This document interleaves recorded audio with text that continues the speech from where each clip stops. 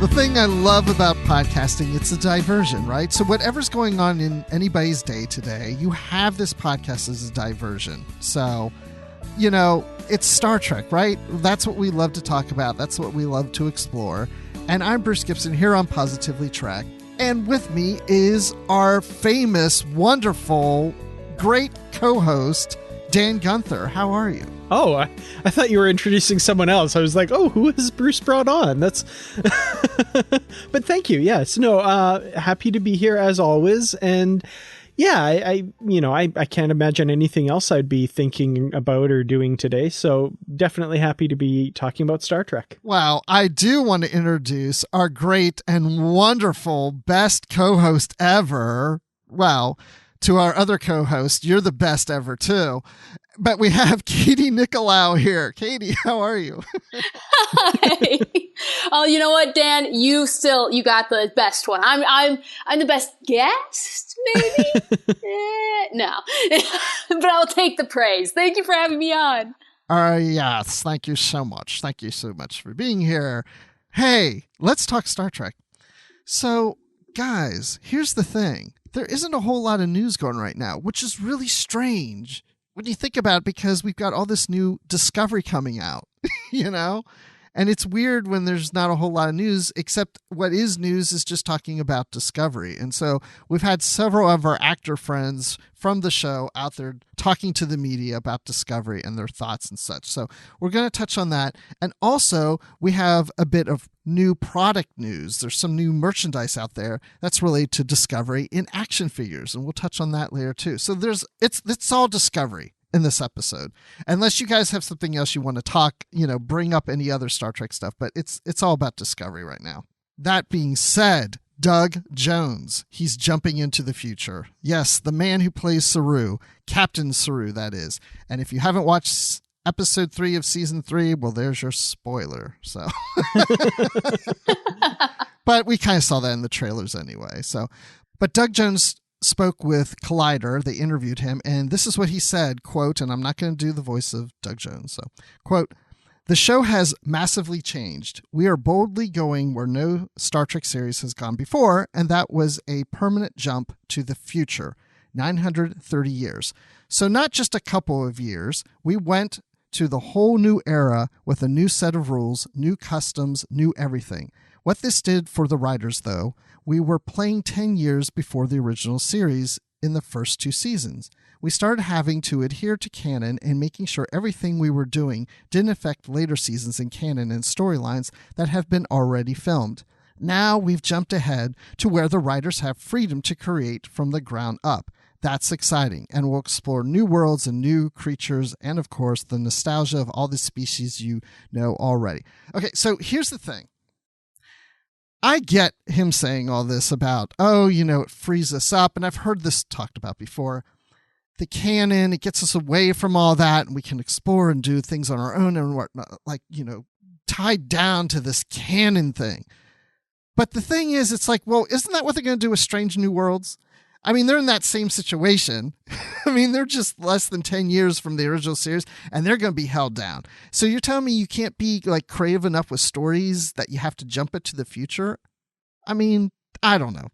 It kind of bothers me a little. Yeah, I do wonder about the Strange New Worlds question. That's kind of, everyone's very excited about Pike and number 1 in this series. And I am too. I really love their dynamic. I'm really excited to see that show and see more of them.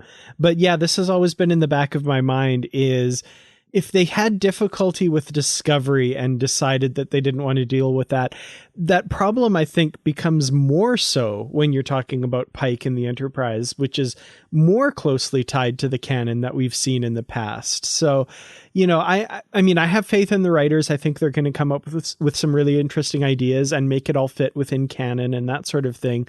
But it worries me when I hear that as the reason that they moved Discovery forward to the future. I'm like, that shouldn't be why. It should be because we have exciting ideas for stories set 1,000 years from now, which I think is also part of it. But for some reason with the media, they play up this idea that we were tied down with canon and now we're free. And I'm like, I don't think that's the best reason. And I don't think that's the only reason. but it does make me question things like Strange New Worlds. And I think it's going to be interesting to see that dynamic between Strange New Worlds and Discovery, depending on the writer's perspective. Because I feel like there's two different types of writers. Ones who want free reign to make their mark, and others that enjoy the challenge of weaving into an already created tapestry to add in their own stories. And there is massive enjoyment in both of those. You just have to be the person who likes one over the other. So I'm hoping with Strange New Worlds to actually find writers who are heavy Star Trek fans, who have seen every series, who understand the implications of these stories that they're going to be telling, and are up for that challenge. Whereas Discovery's writers, I think they were willing to try it, but they're more of the, we're Discovery, we're a new Star Trek, we want to do what we're going to do and pave our own path. Which isn't bad, it just didn't fit well with being the predecessor to the original series.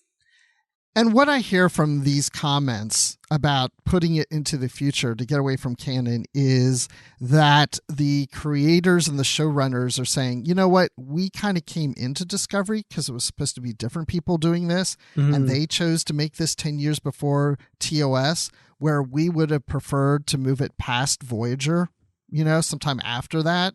And now we found a way that we can do that, but with Picard on, that puts some shackles on us too, if we were to put it that. So if we put it really, really, really far out, then we can do whatever we want to do. That's almost what I hear. No one can touch us. Right, exactly. But it is funny when you have Strange New Worlds coming. I almost want to say to them, why should I watch Strange New Worlds? Because, your hands are tied with canon. You guys already said, it's not going to be as good if it's, that close to the TOS, I don't know. Yeah, it'll be interesting to see what the media push is. Like, it's kind of clear that there's a bit of a direction from on high as to the comments that actors and people behind the scenes are supposed to be making to the media about the new season of Discovery.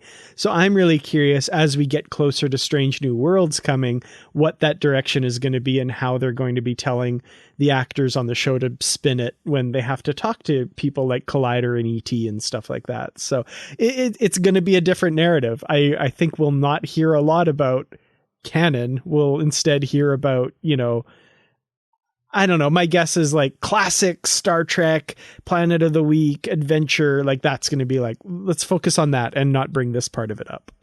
And we're going to learn more about Spock that we never knew of before. We're exploring his past, because that's the challenge there. To your point, like this is more tied to canon, especially with Spock. I mean, Spock is so well developed. It's like, what more can you do with them? And we'll get another 2-3 year delay on the autobiography of Mr. Spock book because they keep like, oh shoot, now there's more.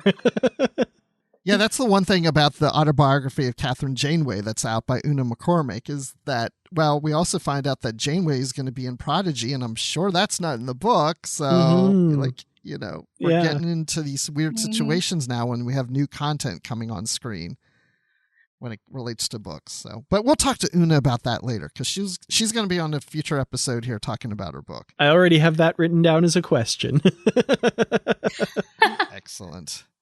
So then we have David Ajala. He spoke with Entertainment Tonight, better known as E.T., Phone Home, and he plays Book on Discovery. And he had this to say about his character. And by the way, there's things here that I'm not going to say there's spoilers, but they're very light spoilers. If you don't want to know anything that's coming up on future Discovery, then don't listen to this, but it's very light. But anyway, he says, this season is about identity, and it's about people finding their identity or reestablishing, understanding their identity in unfamiliar territory.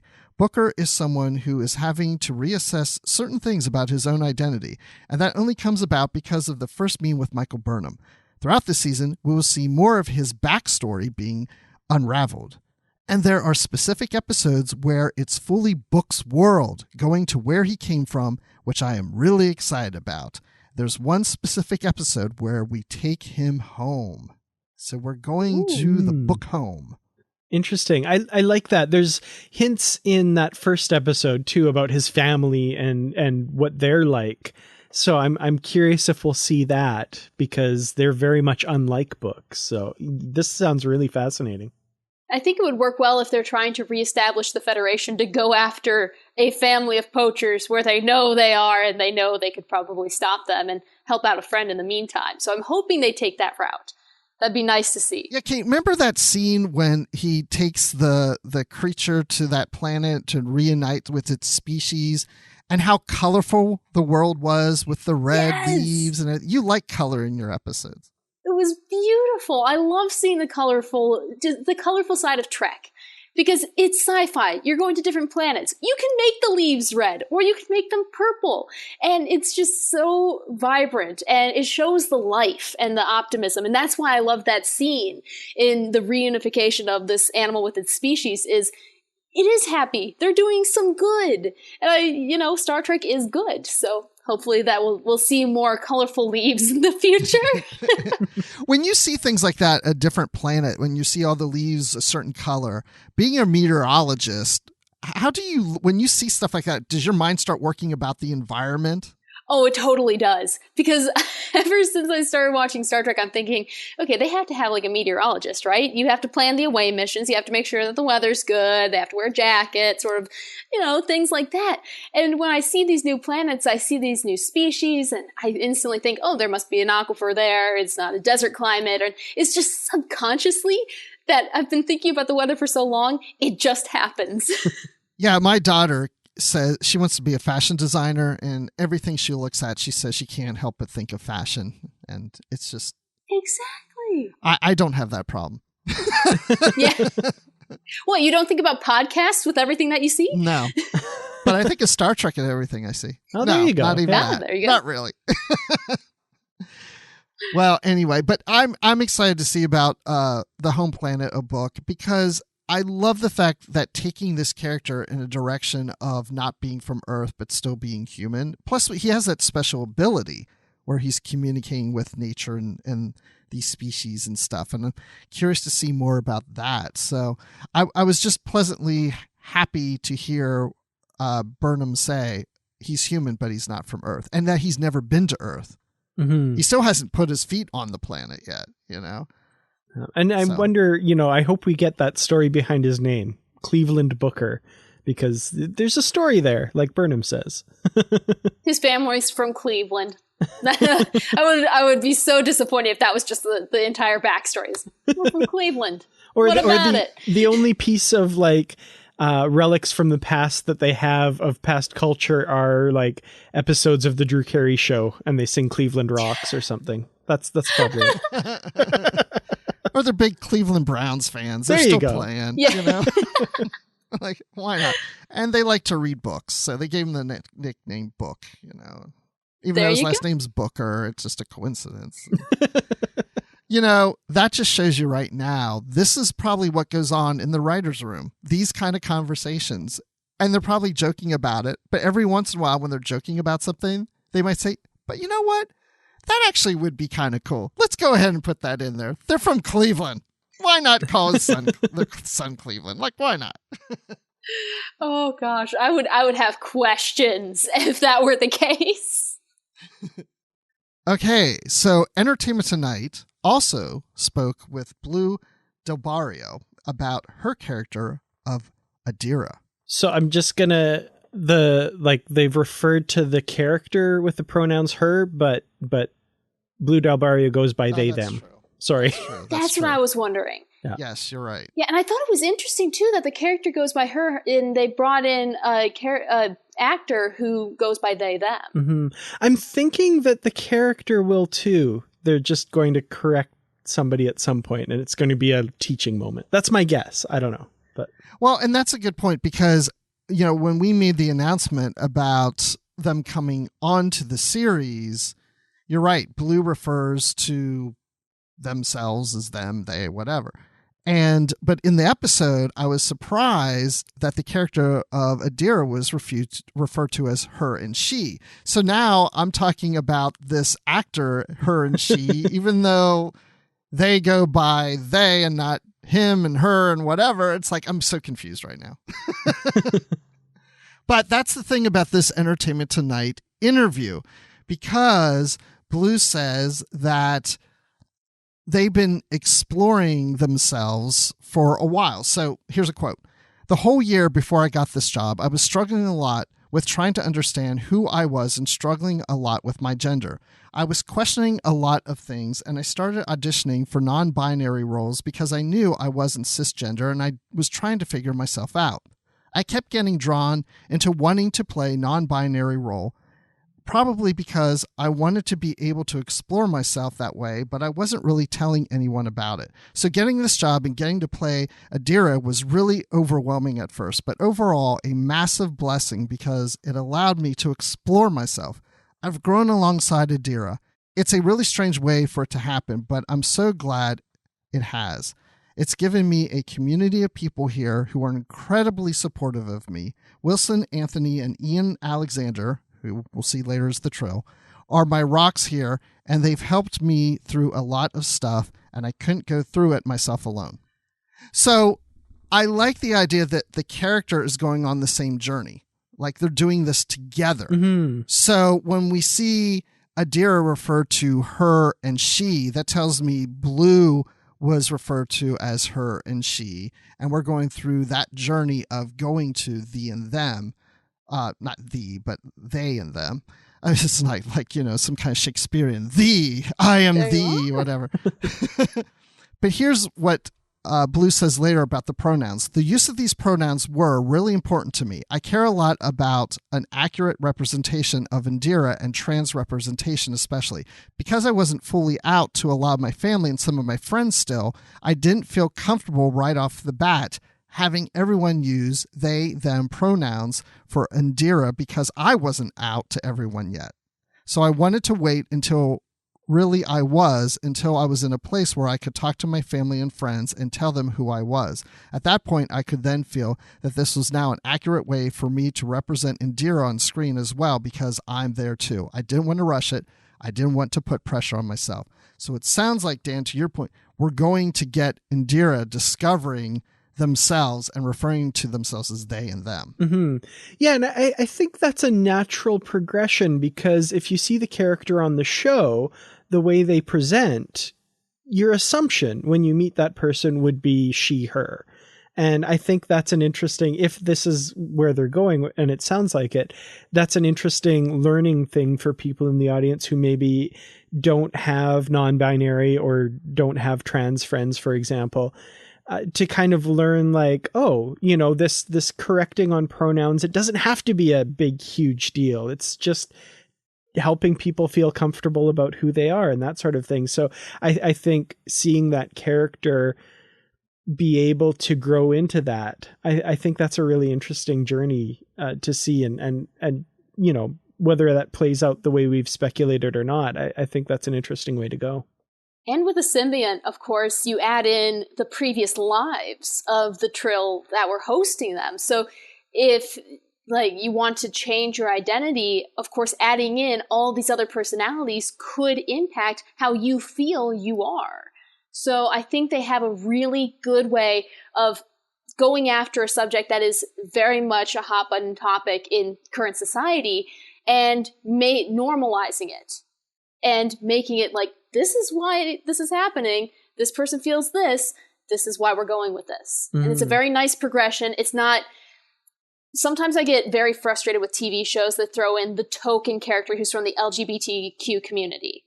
And they put them in just for the sake of representation, which they do need to be represented, but give them a story. Explain why they did this, because that takes away the questions that people have of, well, why do some people select to do this? If you explain it, it helps with understanding, and understanding leads to being just a nice person, in my opinion. So the more you understand, the better it's going to be, and the more you're going to help people who watch the show to understand current events. Yeah. Yeah. And bringing up the Trill aspect too, I was just thinking of this now, that adds another layer to the they, them pronouns, because a lot of people hear plural when they hear they, them. And what is a Trill other than plural, right? This person has multiple lives and multiple personalities. That's interesting. I hadn't really thought of that.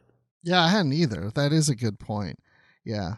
But yeah, I mean, I love how this is playing out, because in this interview, Blu talks about the parallels of taking, and convincing the writers to have this character take the same journey that they're taking in their life. And there's one quote in here says, "I didn't want to make Indira somebody who was 100% confident in how they wanted to present themselves to the world, because I wasn't there yet either." So we're taking this journey between Blu and Indira. And as Indira figures out who they are, then all of a sudden I wonder how that plays out in the future, because nowadays people are going to react differently in this situation than they would in the future. I think in the future, of course, they're going to be supportive, but is it just going to be, oh, congratulations, that's great, and everybody's supportive, and it's a big deal, but it's not a big deal, if you know what I'm saying. Mm-hmm. Exactly. I'm really hoping, because the aspect of real life meeting character going on the same journey, that is going to make it feel even more authentic. And that'll hopefully help people who are going through the same thing.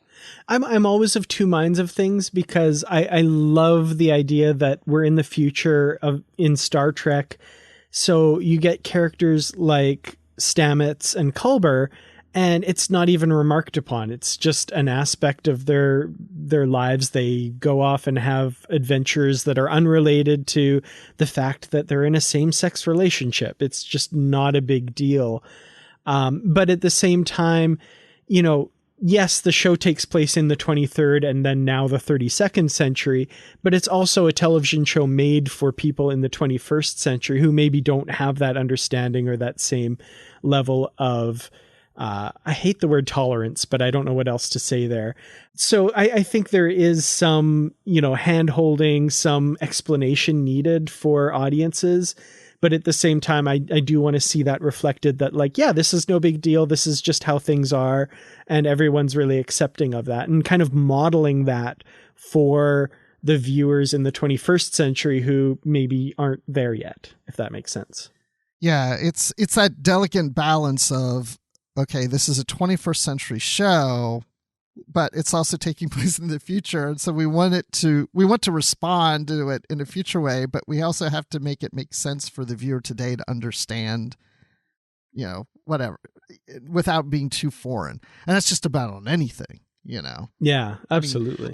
There's times I think in the future when we're watching Star Trek, we're hearing them speak English, but for all I know, standard really is a evolved language from English or some other language here on Earth, but we're just seeing it on screen as English so we can understand it. Yeah, and especially now in the 32nd century, their language would be so far different. Think 1,000 years ago what English was. No. you wouldn't understand anything. So, but I mean, it's a give and take. It's just a TV show, right? William Shatner had to remind us of that. It's just a TV show. Sure. Yes, Bill, but it's also a paycheck for you, so behave. Yeah.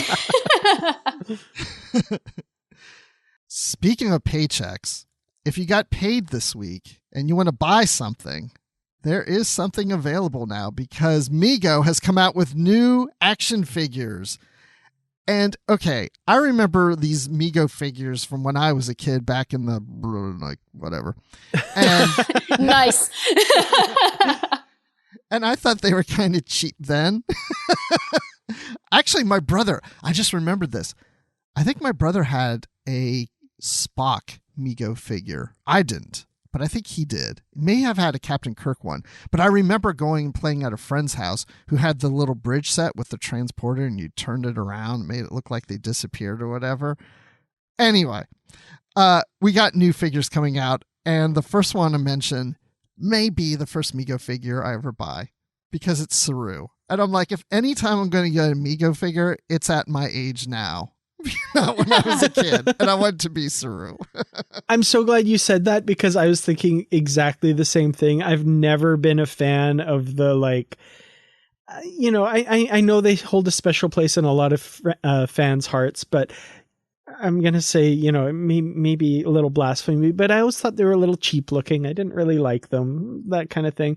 This Saru one, though, like, I really like it. And then the cloth Discovery uniform, I'm kind of on board with this. Like, I kind of really want this.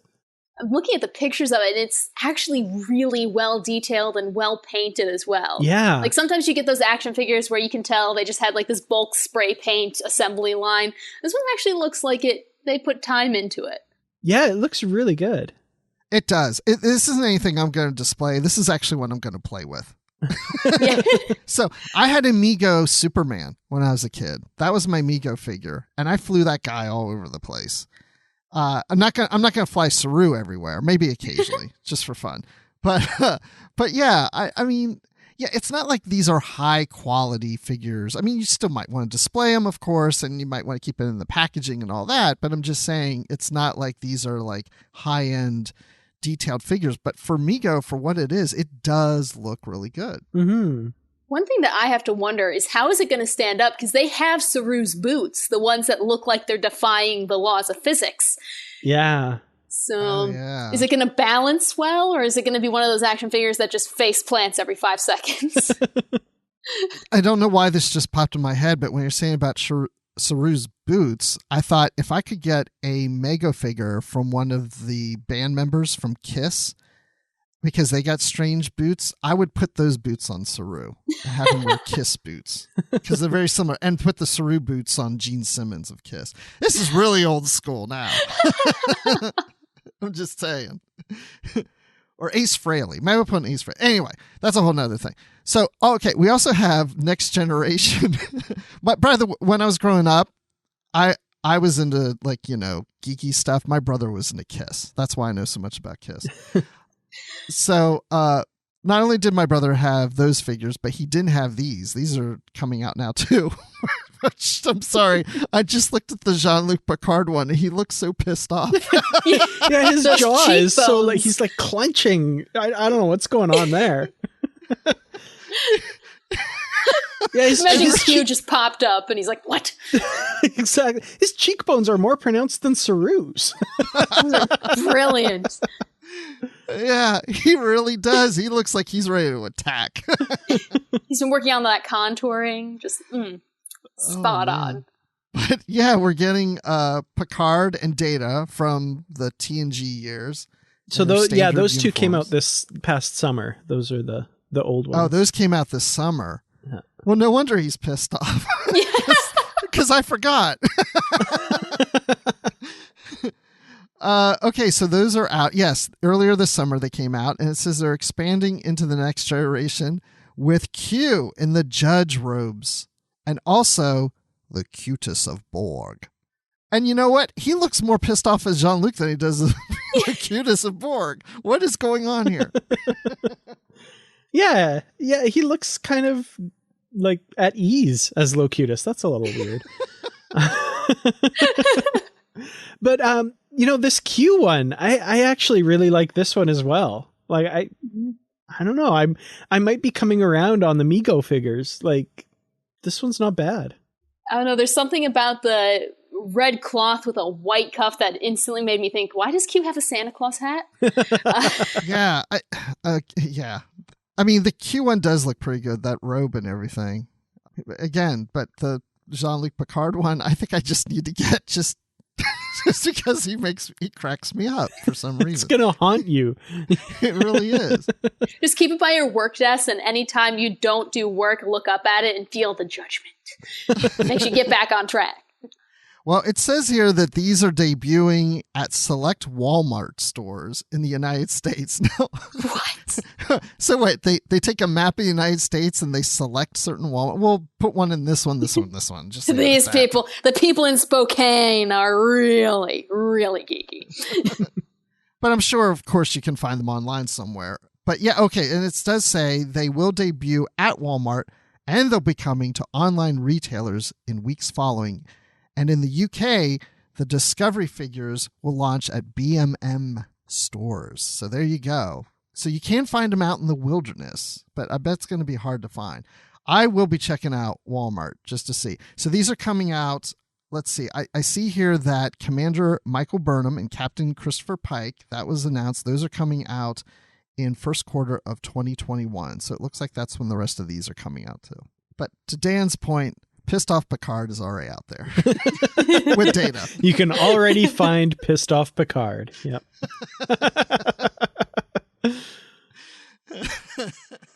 Well, that just about covers all the Star Trek news this week. Anything else going on that you guys want to talk Star Trek related? Have you done anything exciting? Anything exciting? That hasn't happened since February. I've been basically a hermit. Yeah, nothing big Star Trek for me other than watching Discovery every week and loving it. So, but yeah. Yeah. So let me ask you something, Katie, because, you know, you're on a morning newscast and I watched you live online the other day, as you know, and you were talking about Halloween costumes. And you said one time as a kid, you dressed up as Red Power Ranger just because you weren't into Power Rangers. You just thought it looked cool. Oh, yeah. I had no idea what the show was. And I have this distinct memory of my parents getting a photo shoot because, you know, little kids, you want these cute pictures. And they did a Halloween section. And so there's my brother who I think was like a pumpkin or something. And then there's just me in this red Power Ranger costume. And for some reason, that one was the one that stuck with me all the way through until now. And I've still never seen Power Rangers. Oh, that's awesome. I am such a sham when it comes to my Halloween costumes. Now, did you ever wear a Star Trek costume for Halloween? I did the first year I saw Star Trek. It was like probably 2009. I went online and I bought one of the Next Generation jumpsuits because they were still readily available. And I didn't realize I could not get my sizing right. So it was about probably an extra large on a person who was maybe a medium frame. And it was the baggiest cosplay. I've not worn it since, and I burned most of the pictures. It just looks so bad. So you were baggy Starfleet uniform Very. person. I was like, you're in a shipwreck, and there's only one uniform left, and you just kind of grab it and hope that it stays on. I'm going to say that for that Halloween, you were dressed as a MEGO action figure. Yeah, there we go. Because their uniforms exactly aren't always that for. perfectly tight. They're a little baggy, you know. This one, I could have filled it up with my Halloween candy and maybe look a little buff. Like it was so bad. It was like a Snuggie, the equivalent of a Star Trek Snuggie. Oh, there's a market for that. Yeah. There we go. Someone on Etsy, get on it. It's probably out there. We just don't know it. But Dan, what about you? Did you ever dress Star Trek for Halloween? I have, yes. Actually, I remember now, I grade 4 or 5, I was really young, and I had my mom make me an original series movie uniform, like the Monster Maroon. And it was like this long sleeved red shirt and put like black ribbon on it to make the thing and a belt with little plastic cutouts to be the badge and stuff. I loved that uniform. My mom put a ton of work into it. And I think I was specifically wanting to be Scotty from the movies because I had picked out this little fake mustache to wear, which I ended up not wearing because it really annoyed me. Like I tried putting it on and I didn't like it. So I was just generic Starfleet commander in a movie uniform with the engineering colors though. I was very, it had to be the yellow engineering color. Like it was very specific. And you have pictures of it you can share with us sometime? Not that I know of. I take a page from my book, burn them all. Yeah, shoot. I kind of wish I did. I've looked through albums fairly recently and I don't recall seeing pictures of that uniform, which is too bad. Oh, man. I would love, and I know you said you didn't do the mustache, but I would have loved to have seen that with a mustache. That would have been hilarious. Yeah. No, there's definitely, I think I had it on for all of about 3 seconds and I was like, nope, I don't like it. It feels weird. Yeah. Yeah. Well, you guys are better than me. I don't recall ever doing a Star Trek costume for Halloween. I wasn't big into Star Trek as a kid. I mean, I kind of liked it and I played Star Trek with friends and stuff, but I mean, one year I was Luke Skywalker, another year I was C-3PO, but that was from another franchise. It begins with Star. I was other things. I was Snoopy one year too, you know. I mean, I was a bunch of different things, of course. We all were, right? It's never too late for you to do it. Absolutely. You hand out candy. I know. I'm not, yeah. Yeah. I don't have a Starfleet uniform, but I have thought about it many times. I just haven't done it. I haven't cosplayed. I don't cosplay, period. So, well, if you want a red Next Generation one that's an extra large, I have you covered. That works. There you go. Send it on. All right. Well, there's a little Halloween treat for this episode, even though it's a few days after Halloween as you guys are listening. But as we're recording it, it's Halloween. So, yeah. Spooky times. So I'm going to finish up this recording and eat my Kit Kat. But before we do that, Katie, where can people find you online? Well, people can find me on Twitter at weather_Katie. I'm also on Facebook and Instagram at weather_Katie. It's pretty uniform. I'm surprised no one took it. And then I'm also on YouTube. I have a channel called So Many Fandoms, and that's where you can find all my fun, geeky content. Okay, Dan, where can we find you? You can find me on Twitter at Kurtrats. That's KERTRATS. You can find me on YouTube at youtube.com/Kurtrats Productions. You can find the show on Twitter at Positively Trek. Please follow us there. We need more followers. I don't know. I'm just going to be honest here. I want more followers for the podcast Twitter. I'm going to be shameless here. So follow us there. And you can find me following Positively Trek on Twitter as Admiral_Rex, where I am on Twitter. And you can find me occasionally on the Star Wars Report, which looks like we're on this week, Dan, talking about the first episode of The Mandalorian Season 2. Ooh. So that's pretty cool. And listen, I don't know if anybody listening right now listens to the Star Wars Report. I don't know what's going on for sure, but Riley's got some things coming up that prevent him from doing that many episodes for the next couple months. So he's asking me to occasionally fill in. So I'm filling in this week. I don't know if I'm filling again, when or whatever, but I might rope in Katie on the next one. So heck yeah. So yeah. It's gotta geek out about Baby Yoda, right? Oh my gosh, yes.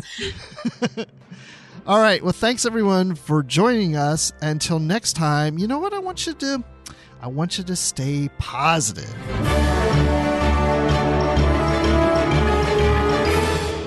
I love it. It ended just in time for the Michigan State football game to start.